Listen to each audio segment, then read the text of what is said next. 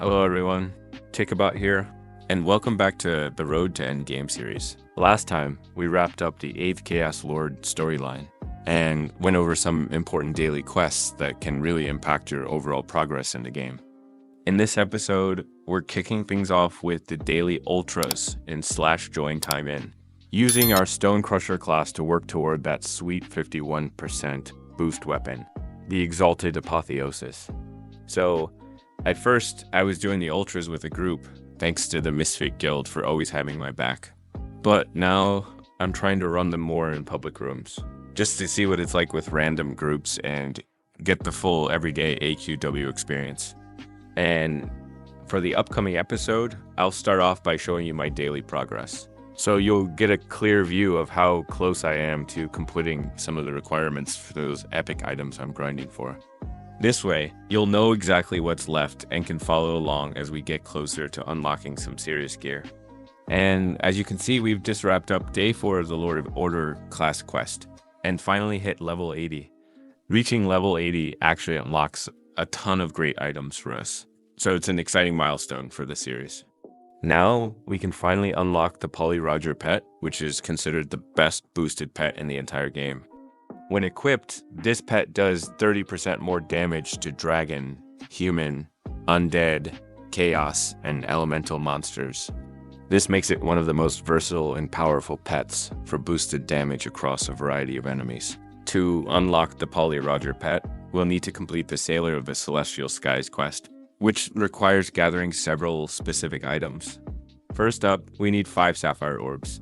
To get these, we need to head to /join Frozen Lair and take down the Legion Lich Lord until we collect all 5 orbs.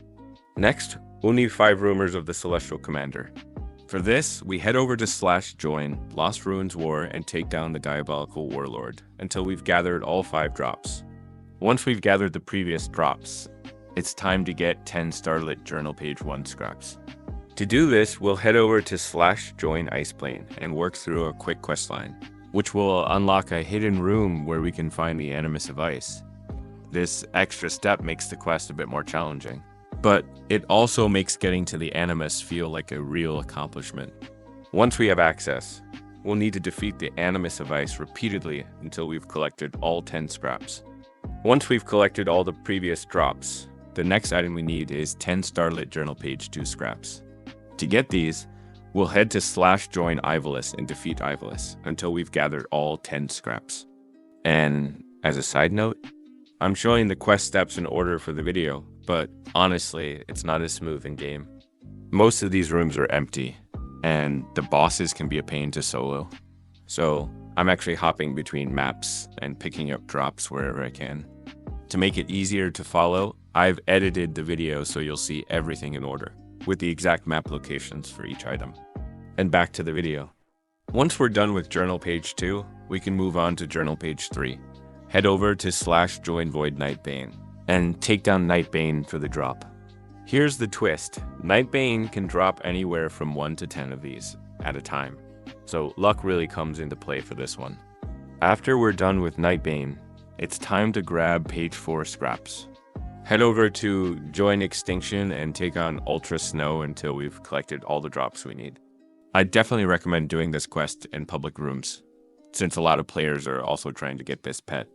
Teaming up will make it way easier and less time consuming, especially with some of the stronger bosses you'll need to defeat for the drops.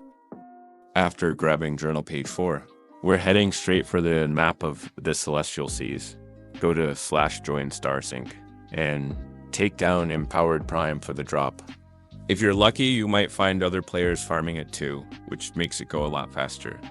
Once we're done with that, we can finally go for the last item. We need to head to /join Underlayer and take down Archfiend to get the Coffer of the Stars drop. With the Coffer of the Stars in hand, we can head back to /join Pirates and turn in the quest to finally get Poly Roger. This quest is pretty manageable if you have a group of players helping out, since a lot of the bosses you need to kill are really strong. But just like I did, you can definitely do it solo. And with a bit of luck, you might find rooms full of other players farming the same boss, making it easier to get those quest drops.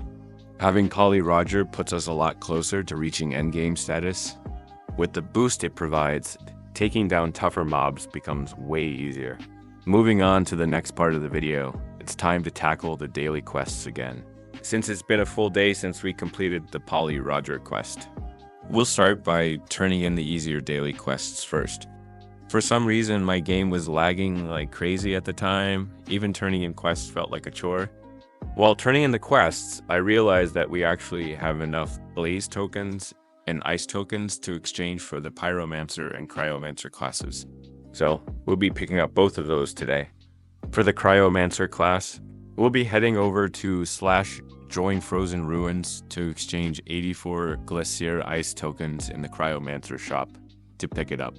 Next, we'll head over to /join Zancave to exchange 84 Blaze tokens for the Pyromancer class. Since I can get 18 tokens per day for both the Cryomancer and Pyromancer classes, it only took me 5 days to collect everything I needed to unlock these classes. Next, I jumped into the daily ultras in Time In to snag some gold, experience, and of course, those all important insignias for the boosted weapon we're after, since I haven't unlocked all the ultras in the game yet. My main daily focus will be on taking down Ultra Warden, Engineer, and Ezreal to collect those insignias. As I keep doing the dailies, it's definitely getting easier. I'm picking up on the tricks and strategies for each ultra, so I know exactly what to do to take them down efficiently. Always remember to use an XP boost and gold boost when turning in quests. It makes a huge difference. I also knocked out the daily Void Aura quest, so I'll be turning that in as well. And next up, we've got the daily Lord of Order quest. We're already on day 5, so just a few more to go, and we'll finally unlock the Lord of Order class. We just gotta keep at it. And for the next part of the episode, we're tackling the 9th Lord of Chaos storyline. This storyline actually has 2 versions, one with the trolls and one with the horks. I'll be showing just one of these paths, since the quests and tasks are pretty much the same for both, and it would be a bit tedious to show both sides. For this storyline, I'll be using the Royal Battlemage class for farming to see how well it performs. I'll also share my thoughts on this storyline because, to be honest, it feels pretty tedious. Having to complete it twice, once for the trolls and once for the horks, doesn't bring much variety since both paths have nearly identical quests and the same ending. It feels like a missed opportunity to make each path unique, which would have given players a reason to dive into both stories with a bit more excitement. Instead, you're just repeating tasks that feel more like busy work than progression, which can get old fast. It makes me wonder why they didn't just let us choose one side, especially since the reward and storyline outcome don't change. Let's talk about the quest itself.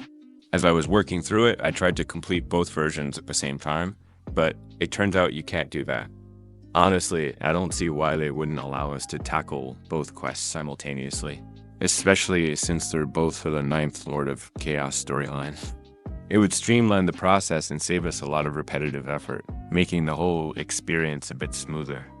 There was also the issue with the lack of quest details and information. It feels like they're almost pushing us to go watch a guide on YouTube just to figure out how to complete the storyline, which honestly isn't ideal. Personally, I want to play the game on my own and not rely on guides. But some of these quests have such vague descriptions that it's almost impossible to complete them without outside help. It would be a lot better if the quest instructions were clearer, so players could enjoy the experience without getting stuck. Another frustrating part is the requirement to manually watch a cutscene before you can advance with the quest, unlike other storylines where the cutscene plays automatically as you progress. Here you actually have to find an NPC, click to watch the cutscene, and then move on to the next quest. Without a guide, you could waste a lot of time trying to figure out what's blocking your progress, only to find out you missed an optional cutscene. It feels unnecessary and adds confusion to an already tedious process. Then there's the actual length of the storyline. If they're going to make us play through the same quests and story twice, it would be way better if they shortened it a bit. Right now, it just feels like a chore, and a more streamlined version would make the experience a lot less repetitive and more enjoyable, since they're already adjusting the quest rewards in the Chaos Lord storyline. Why not address the tedious parts of the quest itself? I appreciate that they've moved the mob placements to make finishing quests easier, but it would be great if they also looked into improving the flow of the story. Fixing some of these repetitive elements would make the experience a lot smoother and more enjoyable overall. Alright, I know I've been ranting a lot here, but it's only because I really want to see this game improve. This storyline has been a bit of a grind, and I can't help but call out some of the parts that could be smoother. At the end of the day, I'm just hoping for a better experience for everyone tackling these quests. This storyline has definitely taken a toll on my motivation to play. Just knowing I have to go through it twice with nearly identical quests and outcomes really isn't a fun idea. It's not that I don't enjoy a good challenge, but the repetition here makes it feel more like a chore than an adventure, which can make it hard to stay excited about the game. For players working through the story, I'd honestly recommend holding off on this storyline until you actually need it for something, like unlocking the Lord of Order class. Having that extra motivation can make it a lot easier to push through the repetitive quests. Next, let's talk about the Royal Battlemage class. It's actually a really solid farming class with great potential, but I've noticed it has a bit of a mana problem. That could just be me though. I might not have fully figured out the best way to use this class yet. In terms of damage, I think Royal Battlemage might actually hit harder than the Eternal Inversionist class, and it even has a pretty strong nuke skill. It's definitely impressive for farming and taking down tougher mobs. Will I be using it a lot more? I'm not really sure. I don't think it's ideal for AFK farming since you actually need to know the right skill combo to get decent damage out of it. And then there's the mana issue. It's a powerful class, but it definitely requires some hands-on management. To be honest, Royal Battlemage is actually one of my favorite classes in Adventure Quest worlds, mainly because of its cool design and animations. I just love the way it looks and feels. It really stands out. Back to the game, we're finally down to the last few quests to wrap up this storyline. All that's left is to gather a few more items here in Dream Nexus, and take down some mobs to unlock the very last quest of the storyline. With that quest finally completed, we're ready to take on the choice, Khasaandra Confrontation. All that's left is to defeat Khasaandra to wrap up this storyline once and for all. With Khasaandra defeated, we've wrapped up the first part of the 9th Lord of Chaos storyline. I also completed the Trolls storyline off camera to save you all from the repetitive quests. So we're officially done with both sides. If you enjoyed the episode, don't forget to like, subscribe, and drop a comment with any suggestions or tips for what we should tackle next. Thanks for watching, and I'll see you in the next one.